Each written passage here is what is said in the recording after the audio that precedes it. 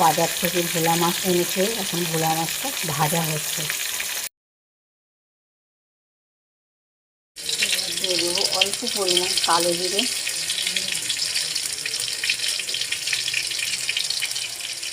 আগে থেকে বেটে রাখা জিরে, ধনে আর সরষের গুঁড়ো। মশলা কষানো হয়ে গেছে, এর মধ্যে দিয়ে দেবো এবার জল, হলুদ, লবণ আর কাশ্মীর লঙ্কার গুঁড়ো।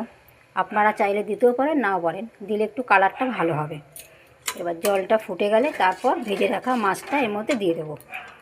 ঝোল ফুটে গেছে, ভোলা মাছ ভাপানো হয়ে গেছে, এর মধ্যে এবার ধনেপাতা কুচি দিয়ে নামিয়ে নেব।